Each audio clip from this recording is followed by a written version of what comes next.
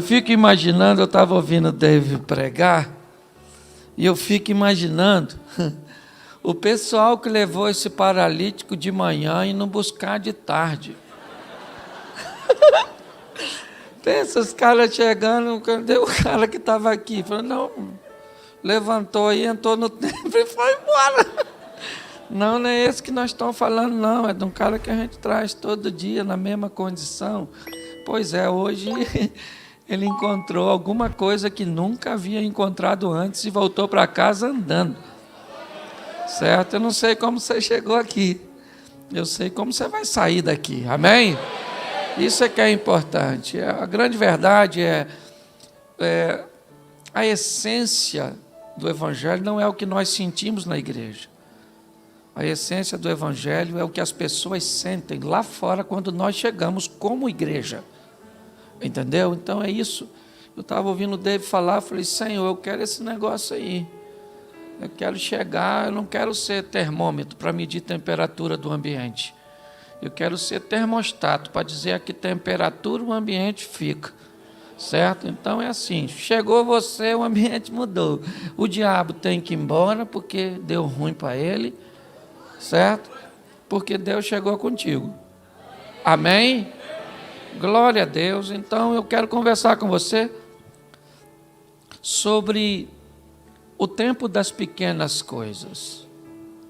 Eu tenho visto pessoas aguardando coisas extraordinárias acontecerem. Eu tenho visto pessoas olhando e dizendo, eu queria saber em que momento a minha chave vai virar. As coisas vão começar a acontecer na minha vida. Mas elas se esquecem que as grandes coisas começam de formas pequenas. Quando você vê algo grande, não imagine que isso começou dessa forma. Entenda que alguma coisa aconteceu anteriormente. Houve um percurso, houve um caminho para que essas coisas grandes começassem a acontecer. Eu queria que você abrisse a sua Bíblia, por favor, em Atos dos Apóstolos, no capítulo de número 27. O verso é o de número 44. Atos dos Apóstolos, 27, 44. Amém? Amém? Deixa eu ficar com essa tradução. E que os demais se salvassem, uns em tábuas e outros em quaisquer destroços do navio. Assim chegaram todos à terra salvos. Você pode repetir comigo? Uns em tábuas e outros em quaisquer destroços do navio. Isso, feche seus olhos. Senhor nosso Deus e Pai, em nome de Jesus, te damos graças, ó Deus, por tudo aquilo que o Senhor tem feito por nós. Continua falando conosco e usa-me como um canal de bênção nesta hora, em nome de Jesus. Você pode dizer amém? Amém. Glória a Deus. Eu quero conversar hoje com você sobre a percepção, a sensibilidade de entendermos os momentos das coisas pequenas. Muitas pessoas ficam por boa parte da sua vida aguardando momentos pirotécnicos, momentos extraordinários, momentos marcantes para que a sua vida dê uma guinada. E muitas delas chegam no final da vida, certo? E descobrem que esse momento não fez parte de sua história. Então ela começa a olhar a história do outro e começa a achar que há uma injustiça em Deus, que ofereceu oportunidades ao outro, que não ofereceu a você. Porém, eu preciso que você entenda que as pessoas que você vê viver grandes coisas, na verdade, elas se aproveitaram da somatória das pequenas coisas e das pequenas oportunidades que vieram ao seu encontro ao longo da caminhada. Por isso que na maioria das vezes que você olhar para pessoas vencedoras e tentar retirar dela, tentar sondar dela a fórmula do sucesso, a pergunta é como? Quando as coisas aconteceram? Quando a chave virou? E as pessoas vão dizer, eu não sei, porque ela nunca virou totalmente no mesmo instante, ela foi virando vagarosamente, entendeu? Repita comigo, quem nasce grande é monstro. Isso. As coisas grandes um dia foram pequenas. Vamos pegar esse texto só para a gente usar com base, e já eu vou falar com você, vai ser rapidinho, com anestesia, você não vai nem notar, quando vê, acabou. Certo? Olha só, o texto está falando de uma viagem onde Paulo faz parte. Certo? Um navio que está sendo levado com prisioneiros. E um homem chamado Júlio foi ordenado a tomar conta. Com alguns soldados, ele está levando, me parece que o destino final é a Itália, provavelmente Roma. E dentro desses passageiros, se é que eu posso dizer assim, está o apóstolo Paulo. E essa embarcação vai enfrentar algumas adversidades, alguns problemas no curso. E ela vai afundar. Essa embarcação é diferente, por exemplo, da embarcação de Jonas, onde ela vai afundar porque há um desobediente. E basta jogar esse desobediente fora que a tempestade passa. Porque tem vida que afunda porque não quer remover coisas que precisam ser removidas. Entendeu? Quando nós olhamos para algumas tempestades, por exemplo, Marcos 4:35, Jesus disse, passemos para outra margem, e eles, deixando a multidão, levaram consigo assim como estava no barco, mas havia também com ele outros barquinhos, e levantou-se um grande temporal de vento, de maneira que as ondas subiam sobre o barco, e ele já quase se enchia, ele estava deitado sobre uma almofada, despertado, dizendo, mestre, não se dá que pereçamos, e ele disse, cala a boca, vento, fica quietinho, mar, o vento se aquietou, e houve grande bonança, aí disse, porque sois tão tímidos, não tem de fé, a embarcação não afundou, porque tem coisa que não vai afundar, mas tem coisa que afunda. Certo? Esse aqui foi um barco que afundou, sim ou não? Mas o texto diz que uns em tábuas e outros em quaisquer coisas do navio. Eu fico imaginando que eles jamais imaginariam que um pedaço tão pequeno, que uma coisa tão insignificante poderia ser a representação da vida para eles. Certo? Eles só foram fazer a viagem porque era uma embarcação estruturada. Mas quando isso ruiu, o que sobrou? O que sobrou? Destroço. Certo? E eles receberam a ordem. Quem sabe nadar, pula. Nada e vaza. E quem não sabe, segura em alguma coisa, flutua e vai devagar. Mas o negócio é que ninguém vai morrer. Então eu não sei o que te sobrou. O que sobrou da sua família, o que sobrou das suas finanças, o que sobrou da sua fé.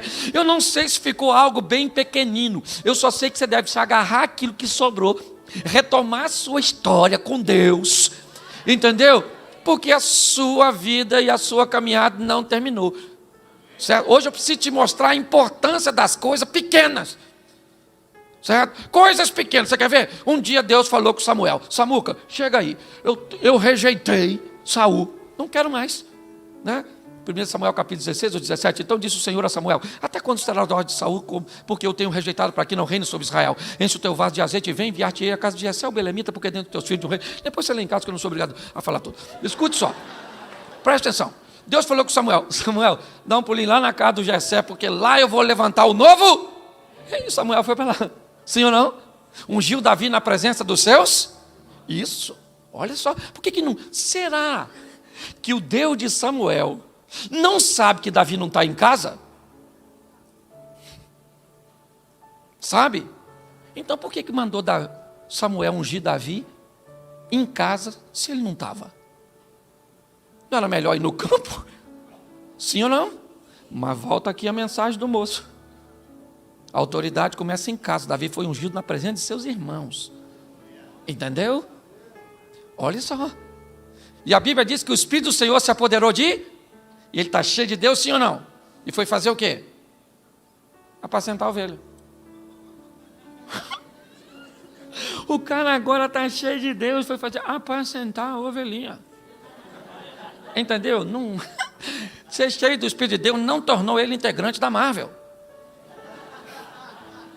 Certo? Não. Ele volta a praticar o que ele estava fazendo, mas agora cheio de Deus. O que apareceu? Um leão. E falou, eu vou pegar uma ovelha. Davi falou, ai maluco, a ovelha nem é minha. É do meu pai. Mas o bagulho aqui vai ficar doido, irmão. Um dos textos mais bizarros da Bíblia para mim está aqui. Davi conversando com Saul, dizendo, aí veio o leão, pegou uma ovelha, saiu correndo com a ovelha. Menino, presta atenção. Leão é bicho que você corre na frente, não é atrás.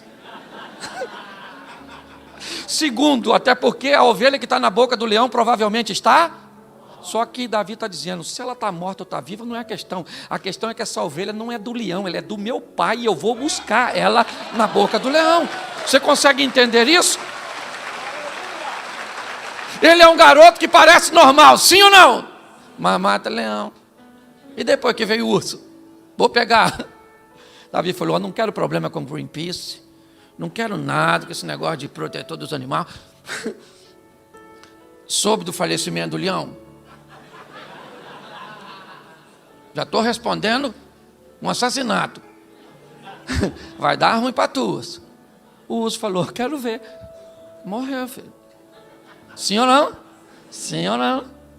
Depois Davi matou um. Depois matou um. Qual foi o primeiro animal provavelmente que Davi matou? Não, ovelha, gente. Ele era pastor de ovelha, criava para comer, sim ou não? Um dos animais provavelmente que a Bíblia não diz que ele matou, mas ele deve ter enfrentado. Qual é o maior inimigo da ovelha? O lobo. Porque o cara matou a ovelha, matou o lobo, matou o urso, matou o leão e matou o gigante. Você quer entrar no cenário matando gigante? Morre. Entendeu? Aliás, José diz que Davi sabia que foi ungido para ser rei. Não foi para matar gigante. Eu imagino Deus escutando. Davi falando, vou encarar o gigante. Essa garotada nova. Impulsos. Eu imagino Deus pensando, me dá condição de imaginar, eu sei que aqui tem teólogo, tem achólogo, tem tudo nesse ambiente, certo? Aqui, então vai criticar mesmo o que eu falar, critica, dane-se. Escute só, fico eu imaginando o Deus falando, Davi vai morrer, o Golias é experiente demais. E Davi diz o quê? Você vem a mim com espada, escudo, lança e outras indumentárias mais, mas eu vou contra você em nome. Eu imagino um anjo, dá licença eu imaginar, o anjo falando com Deus, Senhor, o senhor viu em nome de quem que ele falou que vai? No nome de quem ele vai, não vai dar para morrer. Ele vai no nome de quem? Ele vai no do Senhor. Então a mulher do Golias ficou viúva. Ok? Então eu preciso mostrar a você que são momentos pequenos, aparentemente insignificantes. E que na maioria das vezes, a nível de regra, são esses momentos e coisas aparentemente pequenas que vão dar um upgrade no seu casamento para ele mudar. Que vai pegar a sua vida financeira e vai mudar. Que vai pegar a sua saúde e vai mudar. Que vai pegar a sua vida ministerial e vai mudar. Porque são coisas pequenas que fazem coisas grandes acontecer. Isso. O que é mais precioso do que a vida? E esses homens foram salvos, segundo Atos dos Apóstolos, 27, 44, seguros em coisas que para eles talvez fosse insignificante. Ele jamais imaginaria que uma cadeira daquela no navio iria se tornar uma boia de salvação no mar. Entenda isso, é muito importante, porque eu sei que a maioria de nós queremos viver o fantástico, o extraordinário, o sensacional. Então o que você está esperando? Um Big Bang. Não é? Um estalinho, tum. O que é isso? Nada. Às vezes, aquela coisa pequenininha que a senhora vai passar a fazer na sua vida vai levar seu casamento para um negócio extraordinário. Mas por que o casamento não muda? Que a senhora pensa que essa coisinha pequenininha não muda nada. Entendeu?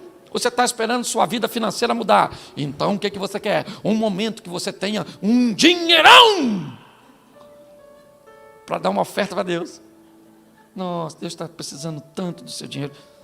Está uma crise financeira no céu. Você é louco. Entendeu? Já no Novo Testamento, Deus faz caixa eletrônico na boca de peixe. Pedro vai lá e pesca e digita a senha, que ele abre a boca, saca um dinheiro e paga o nosso imposto. É extraordinário. Então pare de esperar coisas grandes. Fique atento e seja sensível às coisas pequenas. E você vai viver o extraordinário de Deus. Põe para mim um texto, se for possível, aí, se você quiser anotar. Tiago capítulo 3, verso 4 e 5. Tiago 3, 4 e 5 diz assim: vede também as naus que, sendo tão grandes e levadas por impetuosos ventos, barcos grandes, impulsionados por ventos fortes, conseguem ser dominados por um pequeno leme. Coisas pequenas governando coisas grandes. Assim também a língua, um pequeno membro que gloria-se de grandes coisas. Vede quão grande bosque um pequeno fogo incendeia. Zacarias 4:10 diz o quê? Porque quem despreza o dia das pequenas, olha só, é uma pergunta, por que quem despreza o tempo das pequenas coisas? Quem olhava para Zorobabel e toda a estrutura que tinha, ela tão pequena que para reconstruir algo grande parecia impossível. Aprenda que é com pequenas coisas que você vai chegar muito longe. Pare de esperar a magnitude dessas coisas, certo?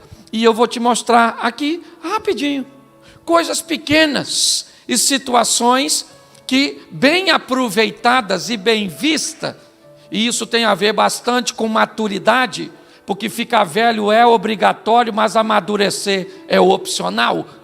Entendeu?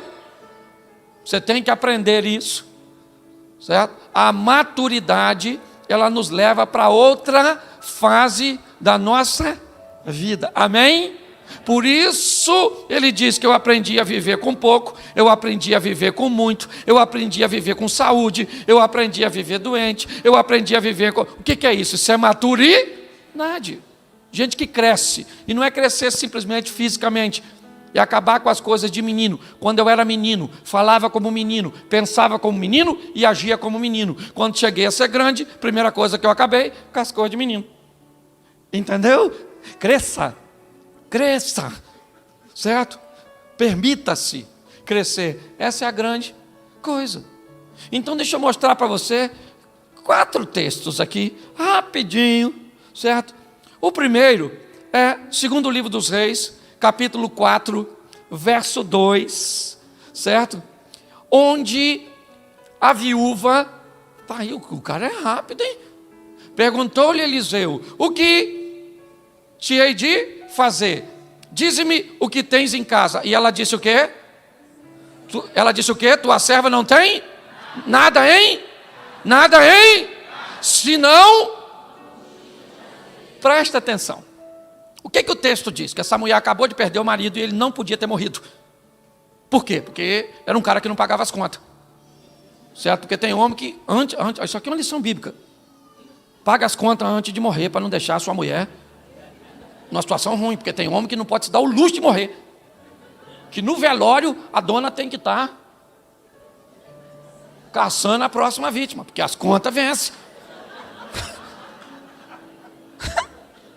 Só riram as mulheres. Ah, Jesus, tem misericórdia. Pensa só, o cara morreu e deixou uma dívida que a mulher não tem como, mas ela vai procurar o profeta. Chega lá e diz: meu marido, teu servo, morreu, e tu sabes que ele temia ao Senhor, e agora vem um credor querendo levar os meus filhos como forma de pagamento. Aí Eliseu disse: ô minha filha, o que eu posso fazer pela senhora? O que que a senhora tem? Ela falou: eu não tenho nada em casa não. A única coisa que eu tenho é uma botija de... Ela tinha tão pouco na mente dela, que o pouco que ela tinha se transformou em nada. Ela disse: sua serva não tem? Ela tinha uma casa? Ela tinha uma casa? Ela tinha 2 filhos? Ela tinha vizinho? Ela tinha Deus? E ela ainda tinha uma botija de... E o que ela disse que tinha? Porque tem gente que não pode viver crise, que acha que não tem nada. Não reconhece nada do que tem. Certo? É só chegar uma crise. Olha, isso é coisa de pobre. Pobre que ele não tem nada, vem a enchente, ele perde tudo. Como você perde tudo se você não tinha? O que eu quero que você entenda é que essa mulher está olhando para a coisa, certo? Pequena, e não está conseguindo ver saída. Ok? O que a senhora tem em casa? Eu tenho uma botija de... É só isso que eu tenho. Entendeu? Nada além de uma botija de... O milagre dela vai ser a partir daquilo que ela... Do que ela... Pois é, querido. O milagre que você vai viver começa com aquilo que tu tem. Entendeu? Entendeu? Então coloque o que você tem para rolo. Já ouviu essa expressão? Coloque o que você tem para o rolo. Coloque na mão de Deus. Monte uma estrutura com aquilo que você tem. A mulher disse: pastor, a única coisa, eu estou numa situação difícil, a única coisa que eu sei fazer na minha vida é cozinhar. Querido, faz uns salgados, faz uns doces. É bom em quê? A dona está com um restaurante. Começou vendendo salgadinho. Entendeu? O que você tem é a matéria-prima que vai fazer você ir para onde deseja. Pare de olhar as coisas. Eliseu falou: o que a senhora tem? Ela falou: eu não tenho nada. Eliseu deve ter pensado: nada aí também está ruim. Então eu vou multiplicar por 100. Sem nada, isso aí. Isso aí, alguém fez as contas rapidinho. Isso aí, isso é um negócio sensacional. Olha só. Eliseu falou: então a senhora faz o seguinte: a partir desse pouco que a senhora tem, isso vai ser a base do seu milagre. Só que às vezes nós estamos tão ouvindo essas coisas mirabolantes, sabe? Essas coisas de televisão que dá prêmio de 1 milhão, 2 milhões, essa ascensão meteora, essas coisas extraordinárias que está todo mundo esperando. Coisa grande. Eu venho da roça o lema era: de grão em grão. Era um negócio bom. De onde eu venho, vamos num ninho de galinha que tem 15 ovos. Nós pega quanto? 14. Porque galinha para de botar se não ficar. Sabe nada, vocês não sabem nada. Essa geração de vocês sabe nada. Pensa um negócio para ensinar sustentabilidade. A roça. Sim ou não? Extraordinário, sabe?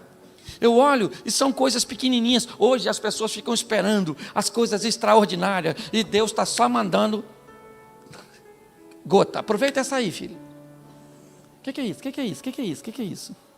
Isso não é nada. Eliseu falou: a senhora vai para a sua casa, presta atenção, pega vasilha, vai nos seus vizinhos, coloca tudo, pega seus filhos e vai encher os negócios tudinho. A partir do que a senhora... O que a senhora tem? A senhora tem esse marido. O que é isso? Nada.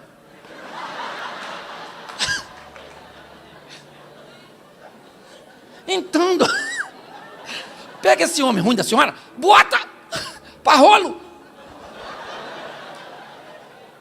O que a senhora você tem? Você tem essa mulher. Que é isso? Isso é seu sonho? Isso é seu Jason, seu pesadelo, sexta-feira 13. O que você tem? O que você tem hoje Pare e pense, é pouco demais para você, mas coloque na mão do seu Deus. Entenda isso. Pare de olhar para o que você tem e diz, isso é muito pouco, com isso eu não vou a lugar nenhum. Sabe o primeiro carro que eu tive? Uma Brasília. Eu levava um pano com uma garrafa d'água, porque bobina esquentava. E aí eu molhava o pano, morrava na bobina, para o carro andar. Entendeu? Mas, sério, comprei um Voyage cinza, à noite, chovendo. O cara me enrolou, ele estava rachado no meio, eu não vi. Levei um prejuízo desgramado. Depois troquei por um Corsa, apaixonado por reboque. Um dia ele parou na Dutra, em Taubaté, eu mandei rebocar para a oficina. Quando ele desceu, o mecânico ligou e ele pegou. O mecânico falou, o que ele tem, moço? Eu falei, vontade de andar de reboque, só pode.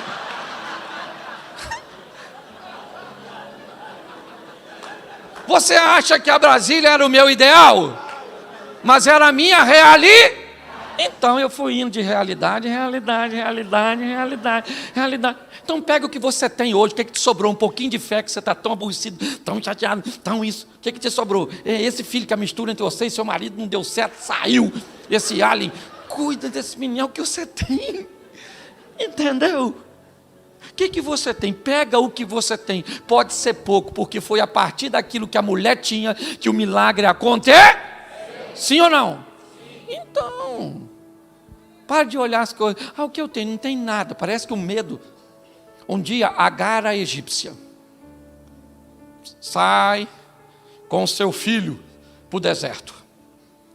Aí, quando a água acabou, ela está chateada, o menino vai morrer de inanição, desidratado. Ela deixa o menino e fica longe dele para não ver o menino morrer. Enquanto ela está lá, eu descubro que um pai, como Abraão, porque quando eu vi Abraão mandar o Ismael embora com um odre de água e um pouco de pão, eu fiquei muito chateado com Abraão. Eu falei, isso não é pai, isso não é pai, isso não é pai. Um cara ricão desse, manda o filho embora, no deserto, nenhum animal deu. Né? Eu acho que o que Abraão estava dizendo para Ismael era, não vá muito longe, para você continuar dependendo de mim, quando as coisas acabar, volta aqui. E Deus está dizendo, Ismael não precisa de você, ô Abraão. Quem vai tomar conta dele sou eu. Entendeu? Não cause dependência. As pessoas às vezes perguntam, pastor, nossa, é difícil achar o senhor, se eu não bota agenda aqui, ali o povo segue. Eu não sou cocaína. Para gerar dependência, não boto. Esse dia eu não cheguei no lugar, fui pregar a mesma mensagem que eu tinha pregado antes, o cara falou, nossa, eu vi essa semana, problema seu, não mandei vir atrás de mim.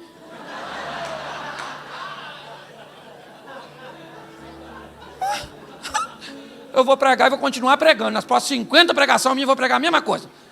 Ele falou, então eu não vou mais. Eu falei, nossa, vai fazer tanta diferença. Escute só. Olha só, aquele menino está lá. A mulher está sem esperança, sim ou não? Sim ou não? Aí o texto diz, o anjo aparece para Agar, diz assim, Agar, por que você está assim, filha? Deus ouviu a voz do menino. E o texto diz que Deus abriu os olhos da Agar e ela viu um poço. O texto não diz que o poço apareceu. O texto sugere que o poço estava lá, mas ela não estava vendo. Porque às vezes o seu milagre está mais perto de você do que você pensa. E o problema não está no que Deus está fazendo, está nos seus olhos que não consegue ver. Você consegue entender? Para de reclamar do tamanho da sua igreja, do seu marido, da sua mulher, dos seus filhos, da sua sogra. Isso, que não tem dinheiro, que não tem aquilo, que não tem aquilo outro, que não. Quem é seu Deus? Fala para mim, quem é o seu Deus? Fala quem é. Deus é Deus. Você quer ver? Olha só. Se eu falasse para você agora, Deus fechou as portas para você, e está fechada. Sai daqui e procura um centro de macumba e chama o macumbeiro e diz, olha, fui lá na igreja, o pastor Cláudio falou para mim, que Deus fechou as portas. Faz um trabalho para Deus abrir. Sabe o que? Se o cara for sério, sabe o que ele vai falar? Quem fechou? Deus. Deus fechou, você quer que eu faça alguma coisa? Pois é, irmão, não vai rolar não. Deixa a penosa viva. Nem vou matar o cabrito. Porque porta que Deus fecha, só ele aqui. Agora, vai num centro desse, aí, e alguém diz que o diabo fechou as portas e vem na igreja e diz, olha, sai de lá agora. Sabe que qualquer um vai falar, chega aqui na frente, mano, chega aqui na frente. O diabo fechou? Sabe nada, tem um chaveiro aqui na igreja. Nós temos que entender. O grande problema é que nós andamos ao lado de um Deus que é muito, e nós não entendemos que um Deus grande deixou a grandeza total para lá e para cá. Ele vai falando, toma filho, aproveita isso aí, ó, toma. Aí você não aproveita nada, porque é pequeno aos seus olhos. Aprenda. E eu deixo usar mais um texto, senão ainda tem mais uma pregação aí, eu sei. Já você começa a ter sono, porque trabalhou hoje. Coloca para mim, primeiro livro dos Reis, capítulo 18, verso 44. Primeiro Reis 18, 44.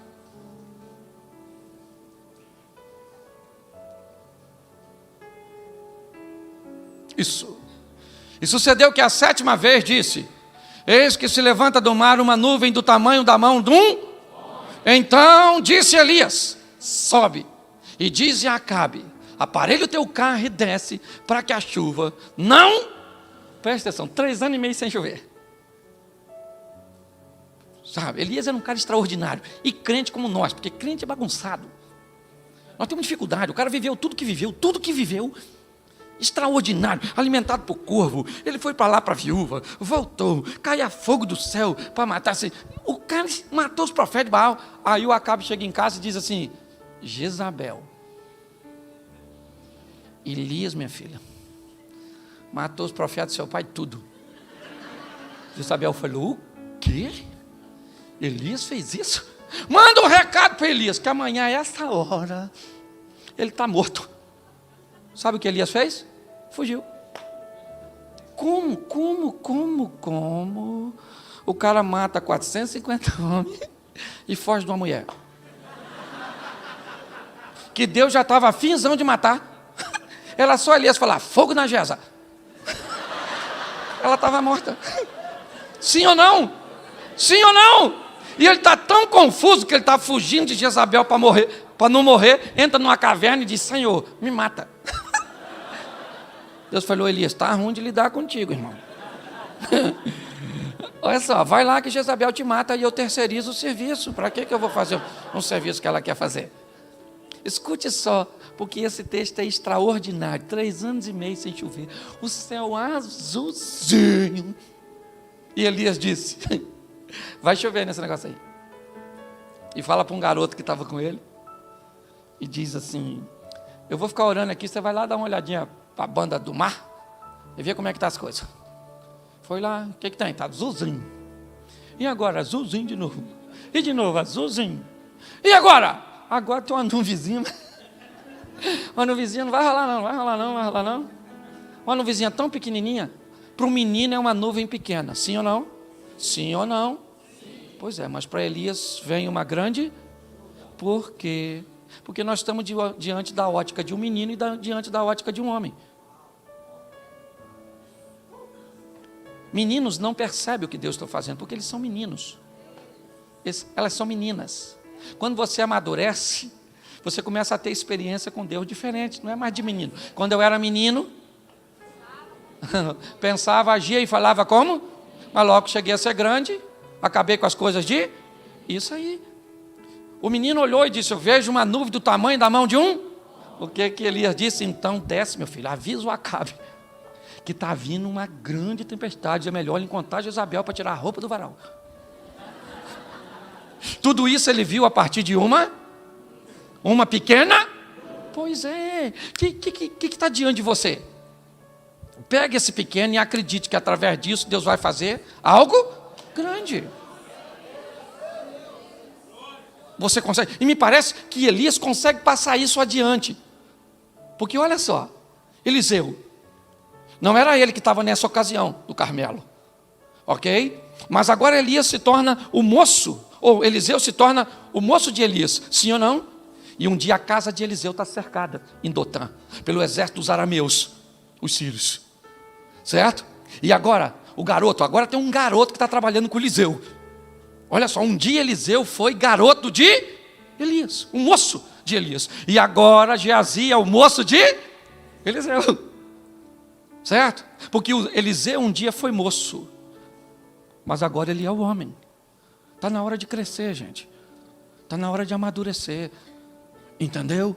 A fragilidade está na meninice de muita gente. Sabe? Porque se Deus não fizer o que eu quero ir embora. Ah, Naamã. Vai voltar para casa leproso? Entendeu? Nós temos que entender isso. Amadurecer. Sabe? Agora quando eu olho, o que eu vejo?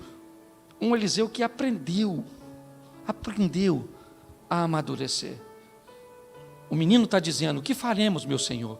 E ele disse, calma, mais numerosos são os que estão conosco do que os que estão com ele. O menino não via, mas ele via. E ele agora ora a Deus para que o menino veja que você tem que andar com gente que vê coisa que você não vê e que consiga te mostrar.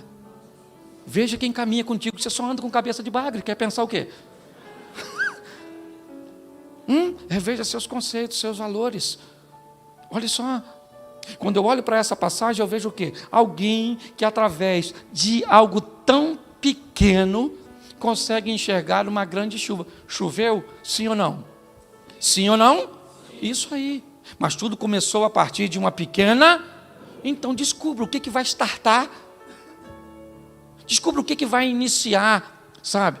A sua trajetória de mudanças, porque provavelmente isso já está diante de você. E você não consegue enxergar, porque te deram a informação, certo? Da magnitude das coisas que mudam.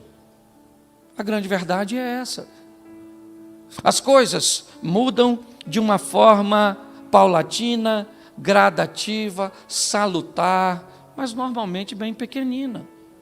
E por isso grande parte das pessoas não consegue encontrar o que a maioria delas buscam, que é a vida com Deus, o milagre, sabe? O agir de Deus. Por quê? Sempre estão esperando coisas grandiosas. Vá conversar com as pessoas e você vai descobrir, certo? Converse hoje com Silvio Santos e pergunta como é que ele começou a sua história. Ele vai dizer a você, eu era um camelo, sim ou não? Isso. Histórias grandes têm começo pequeno. Entenda isso. Isso não é diferente do nosso relacionamento para com Deus. Coloque isso no seu coração e descubra hoje o que você tem perto de você que pode ser utilizado como matéria-prima para levar você para onde você deseja. As pessoas olham para uma nuvem tão pequena e diz, nela não pode estar, certo? Uma chuva tão... Essa é a visão de um rapaz. O homem não. Ele diz, avisa todo mundo que essa nuvem é apenas um começo, porque coisas grandes começam a partir de coisas pequenas, e é isso que nós temos hoje, e é com isso que Deus vai realizar coisas grandes na nossa vida. O que você tem hoje? É um colégio público, porque sua família, sua história, seus recursos financeiros, o que é isso? Isso não é nada para Deus. O que Deus precisa é da sua dedicação para levar você, certo? Para onde Ele deseja. É isso. Pare de olhar esses poucos recursos seus, porque isso só vai te levar para o desânimo. Posso ouvir um amém? Põe para mim João 6,9. Vou usar mais 2 textos e termino. João 6,9.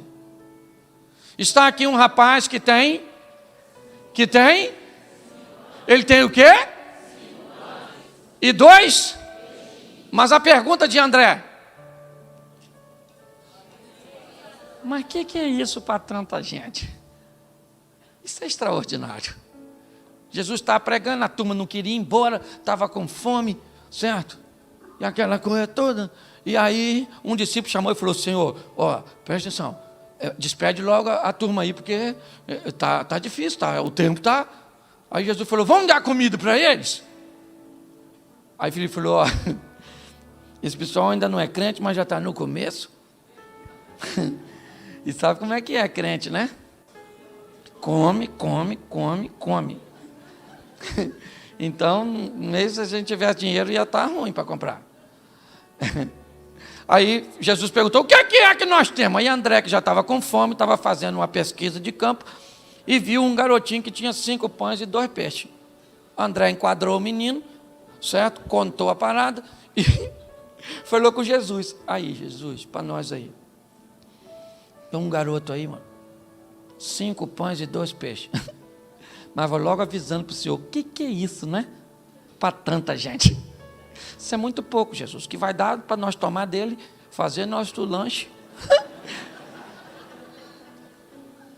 Preste atenção. 5 pães e 2, quase 8.000 pessoas.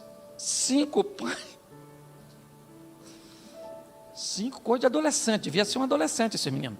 5 pães e 2 peixes. Adolescente que nessa fase o que encostou come. Igual esmeril. Certo?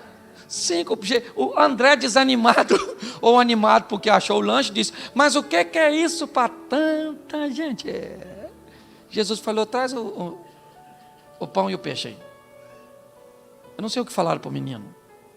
Certo? O chefe dos crentes pediu o pão e o peixe. O menino deve ter falado, então vai, leva lá, ué. Vai comer, né? Está com fome, né?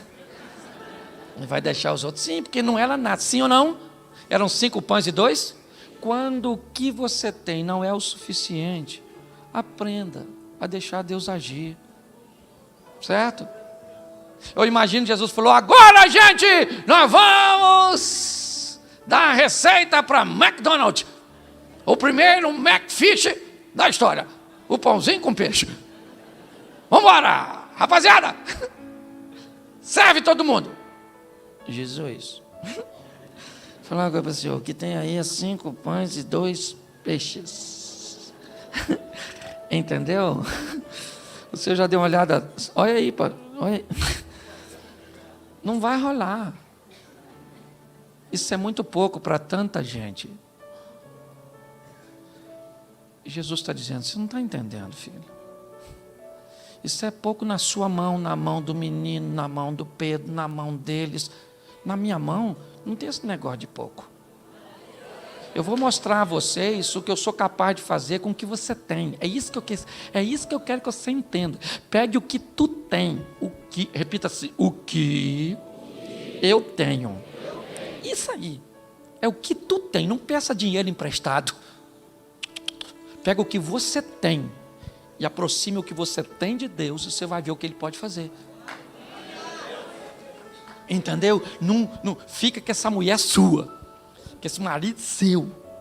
Entendeu? Nossa, pastor, eu estou precisando, não está precisando de nada. Você está precisando de Deus para pegar essa tralha e fazer um troço bom.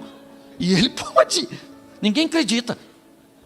Ninguém fala amém quando eu falo isso. Porque tá todo mundo buscando uma rota de fuga, uma saída de emergência. Não tem rota de fuga. Pega o que você tem. Ah, pastor, eu quero assim uma igreja extraordinária. Então pega a igreja que você tem. Mas a igreja que eu tenho tem 100 membros. Quem disse que uma igreja extraordinária tem que ter 1.000? Você quer ter uma igreja grande ou você quer ter uma grande igreja? Eu sei que resolve. Entende? Pega o que você tem. Você tem. O que você tem? Você tem. Eu estava contando isso no carro, né? O pessoal que me trouxe. Eu comprei uma terrinha e quis construir uma estrutura. E o espaço que eu tinha era muito pouco. E eu queria o terreno de um vizinho que não vende nada para ninguém. Então o que eu fiz? Eu fiz uma rua do meu terreno para o terreno do vizinho. Entendeu? E deixei ela lá pronta. Falei, Senhor, eu estou precisando desse terreno do outro lado. O cara não vende. Mas eu vou comprar. Porque eu vou falar com o Senhor. Porque o Senhor é fera. Então, tá joia? Então tá certo. E comecei a orar, Senhor. Esse negócio aí do outro lado, isso só se o Senhor quiser. Porque eu já quero, mas eu queria que o Senhor quisesse também. Mas se o senhor não quiser, não rola, porque eu sei que os seus planos não podem ser frustrados. Se o seu não frustra, quem frustra é o meu. Isso é lógico. Eu não é? E aí, o que eu fiz? Orei. Esse dia o cara apareceu lá. E eu ainda achei... Gente, quando o cara apareceu e disse que ia negociar comigo, sabe o que eu pensei? Que ele ia me dar. Porque crente tem um negócio de ganhar as coisas, não é verdade? Ele vai me dar esse terreno. Tolinho. Ele me vendeu por um valor que eu achava que era muito maior. Mas sabe o que Deus fez? Não me deu o terreno, mas me deu condições de pagar o terreno. O milagre foi do mesmo jeito, só feito de forma diferente. Mas tudo começou a partir da rua que eu fiz. Porque eu ficava em pé naquela rua. E aí tem um córrego passando, eu olhava eu botando manilha. E a máquina passando, aterrando. E eu falei, Senhor, eu vou lá do lado de lá. Aí de vez em quando eu pulava a cerca, que ele é meu amigo. Entrava lá e falava, isso aqui é meu, hein? Isso aqui é meu, Senhor, isso aqui é meu, isso aqui é meu, isso aqui é meu. O que começou tão pequeno, um desejo no coração, uma rua feita do meu lado, fez as coisas acontecerem. É isso que eu quero que você entenda. Pare de esperar o momento mágico, porque ele não existe. Deus está esperando você reconhecer, certo? A importância do momento das pequenas coisas. E eu volto para Davi, para encerrar. Vamos lá. Vai à casa de Jessé e unge um de seus filhos como rei. Que filho vai ser ungido como rei?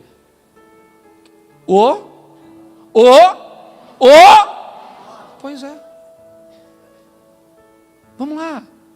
Deus vai liderar uma revolta contra os midianitas, ou sob a pressão dos midianitas, através de Gideão. Gideão diz para o anjo o quê? Minha tribo é a menor. E eu sou o menor da minha? Como se Deus tivesse problema com recurso. É isso que eu quero deixar para vocês hoje. Se você for ouvir a história desses homens que estão aqui, e de muitos homens aí que estão me ouvindo, que hoje você considera como grandes, como pessoas influentes, como pessoas realizadas, pergunte como a história desses homens começaram. E você vai descobrir que a partir de coisas pequenas, que grandes coisas acontecem. E eu tenho muita gente esperando até hoje algo grande acontecer para que sua vida mude. E sabe qual é o maior desafio? É que isso não tem nada a ver aí para o céu. A Bíblia me faz duas propostas: vida aqui na terra e vida eterna. Descubra isso. Hoje, eu vejo muita gente que está se preparando para ir para o céu. Mas sua vida aqui na terra vai ser bem difícil. Por quê, pastor? Porque pessoas não se aproveitam das oportunidades que têm para viverem suas histórias. O máximo que algumas pessoas conseguem é se tornarem mero narradores de histórias alheias. Está na hora de você sair dos bastidores da vida, subir no palco para protagonizar sua própria história.